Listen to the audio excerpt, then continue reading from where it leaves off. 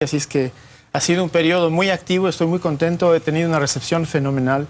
Estoy muy motivado para que estas relaciones se fortalezcan. ¿Cuál es el sentido de su periodo como embajador? Y no escapa a esa pregunta el hecho que hubo pues un deterioro de la misma en lo que aquí se le conoció como la crisis de la jamonada, ¿no? Este incidente lamentable.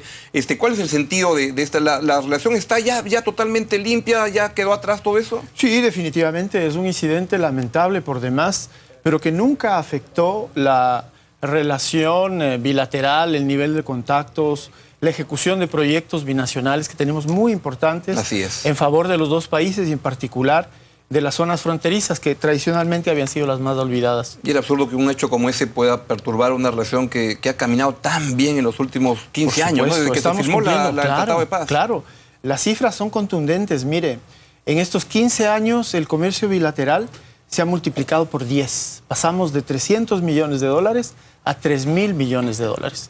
Estamos ejecutando proyectos que antes habrían sido impensables. Por ejemplo, interconexión eléctrica. En este instante hay poblados peruanos que reciben electricidad del Ecuador y, a su vez, poblados ecuatorianos que reciben electricidad del Perú. Tenemos que complementarnos. Es una realidad ineludible y hacia eso debemos caminar y hacia ese fortalecimiento de las relaciones bilaterales que va orientada a la gestión de migración. Sin duda, va por todos lados la integración. Había un proyecto que es muy pequeño de repente, pero que me llamaba la atención, de tener lugares donde una embajada atendía los temas del otro país. ¿Ya se ha puesto en marcha eso? Todavía no, se ha demorado un poquito, pero sí existen mecanismos que se están ocupando.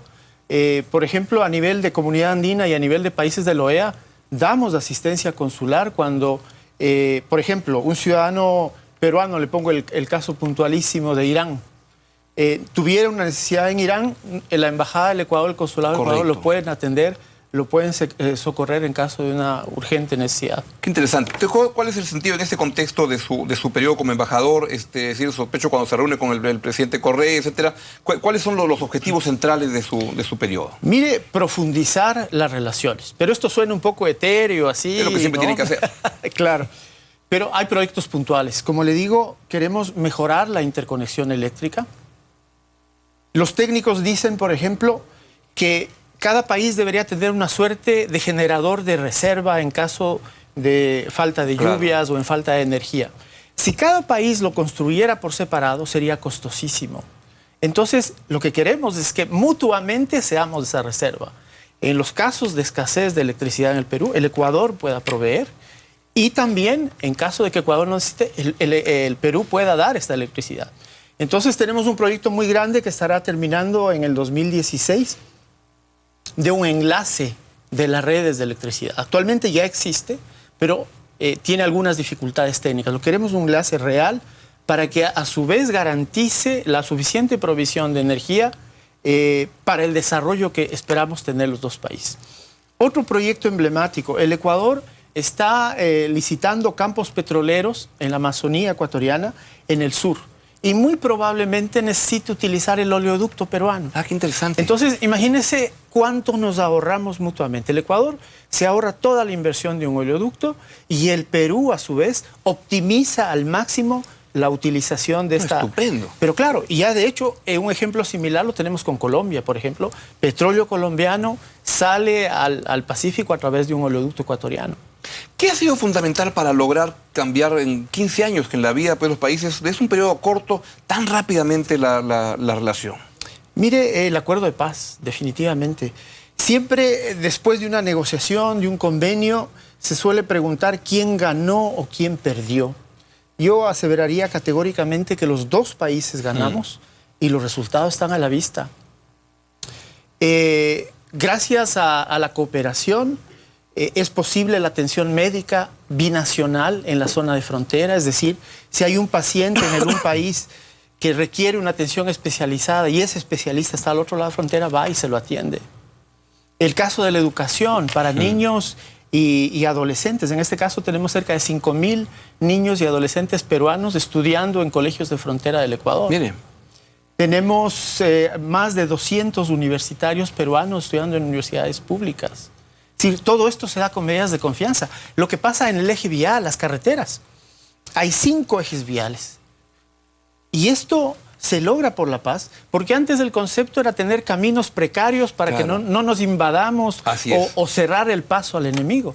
No, ahora estamos construyendo carreteras muy amplias que permitan el fácil desplazamiento de las personas, las mercancías. Sí, estamos trabajando con una óptica completamente distinta. Y lo bueno es que esto ocurre a pesar de que pueden haber momentos como ahora, por ejemplo, en que hay, digamos, enfoques un poco distintos o algo más distintos en lo que es, por ejemplo, temas económicos, ¿no? Entre lo que hace Ecuador, lo que hace Perú. Pero eso no es impedimento para que los dos países reconozcan la necesidad de trabajar juntos al margen de cualquier diferencia. De ninguna manera, claro. Se reconocen y se respetan las diferencias, como debe de ser, pero hay políticas de Estado que van mucho más allá de orientaciones ideológicas o de políticas económicas, a tal punto, por ejemplo, que en la reunión de Piura, en la última reunión del 14 de noviembre pasado, exacto, fue el 7º gabinete binacional. Imagínese el mensaje político que mandamos a nuestros pueblos y al resto de países. 2 estados que habían estado confrontados son capaces de reunirse con el presidente de la República a la cabeza y todo su gabinete ministerial. Ahora, eso es parte también de que las poblaciones estaban muy convencidas de ese acercamiento, ¿no? Porque eso no funciona si es que la gente lo siente. Y yo encuentro que entre Perú y Ecuador somos los países, no sé, más parecidos. Absolutamente, absolutamente. A mí me suelta ahí en la victoria. A mí me suelta en la victoria y me confunden con cualquier pata de los que están ahí. Igual pasa con los ciudadanos peruanos, ¿no? Entonces, definitivamente, somos países con un origen común, con una historia común, y yo diría con un destino común. Y no podíamos seguir permaneciendo de espaldas hacia este. Exactamente, y al margen de cualquier diferencia que puedan haber. Embajador, me interesaba mucho este caso que está sonando mucho, el caso de Chevron Texaco, que Ecuador está llevando a las cortes internacionales. Porque a veces hay cosas que ocurren en un país y en el otro y que pueden influir o que se puede aprender y estar atentos a lo que pasa. ¿En qué consiste? Si nos puede explicar a una audiencia peruana que no está muy cercana al tema. Bueno, yo tampoco soy un experto, así que trataré de poner en términos muy sencillos. Del año 1964 a 1992, la empresa Texaco operó en el Ecuador, es decir, explotó petróleo, obtuvo millonarias ganancias. En el año 2001, otra empresa, Chevron, compra Texaco con todos sus derechos y obligaciones. Pero ¿qué es lo que pasa? Se habían incumplido una obligación fundamental, que era la de la remediación ambiental. Es decir, 30 años después, ahora en el 2013, encontramos que hay más de 1000 piscinas, se llaman entre comillas piscinas, pero son grandes reservorios donde se han vertido desechos petroleros, residuos, ¿no?, altamente contaminantes, y la remediación como tal nunca se efectuó. Entonces, y no se efectuó por una falta a los convenios firmados originalmente por Texaco, que ahora, digamos, sucede Chevron. Porque se comprometieron a utilizar la tecnología más avanzada y no la utilizaron. Además, tecnología que a la época sí tenían y que sí usaron con países desarrollados. Entonces, en el Ecuador solamente vertieron el contenido en estas grandes piscinas con toda la contaminación. Optaron por la solución más barata y más rentable para la economía. Es decir, primó un interés comercial, económico de la empresa. Pero no la más conveniente desde el punto de vista del ambiente. Y lo estamos viendo ahora. Ahora, alguien, como usted decía, los ciudadanos comunes y corrientes dirán, bueno, ¿y qué significa estas piscinas? Exacto. Será como la piscina de mi casa, ¿no? Estamos hablando de piscinas que tienen un tamaño superior más o menos a una media cancha de fútbol, grande. Y la cantidad de petróleo y desperdicios vertidos ahí, para tener una magnitud de lo que significa, ¿no? El petróleo y los residuos que están ahí es 85 veces más grande que lo que se derramó en el Golfo de México en el 2010.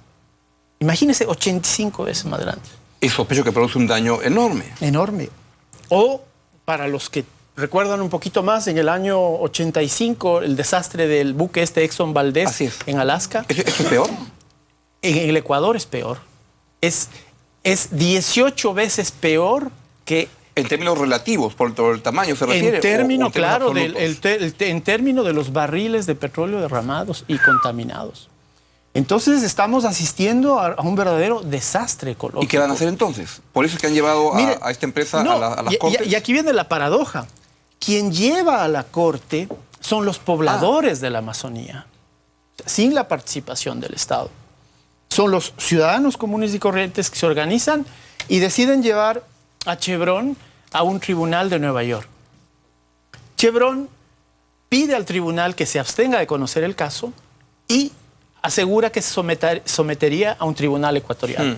Acceden las partes, llega al tribunal ecuatoriano, el tribunal dicta una sentencia que condena al pago de $19 mil millones a Chevron. ¡Wow! ¿19 mil millones de dólares? Claro, como compensación por todos los daños causados. Y Chevron no solo que no cumple la sentencia, sino que enjuicia al gobierno del Ecuador y lo lleva a tribunales arbitrales para que pague la indemnización que tiene que pagar Chevron y además daños y perjuicios a la compañía.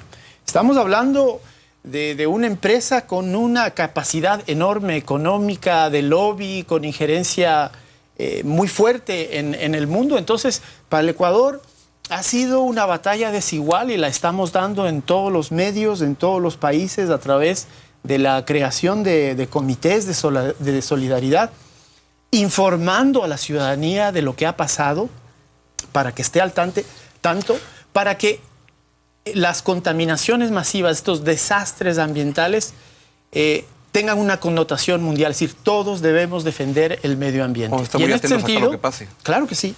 Yo quisiera invitarle formalmente para que visite usted la Amazonía ecuatoriana y pueda constatar en primera persona y conversar, sin participación del Estado, nadie, con las personas que viven ahí, para que vea las implicaciones y las consecuencias que ha tenido este caso. Interesante, vamos a seguir con mucha atención el caso.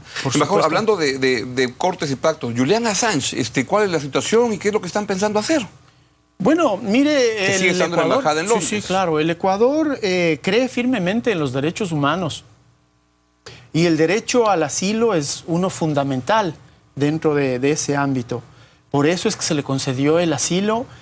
Han proseguido los contactos y las negociaciones con el gobierno del Reino Unido y mientras no se le garantice la expedición de este salvoconducto para que pueda salir, pues seguiremos intentando todas las vías posibles para que se garanticen los derechos humanos del señor Assange. Permítame hacer una acotación adicional. Otro de los derechos humanos importantísimos es el refugio. El Ecuador es el país con más refugiados en América Latina. Tenemos cerca de 60.000 ahora ya. Cada mes recibimos cerca de 1.000 nuevos pedidos de refugio. Cada mes.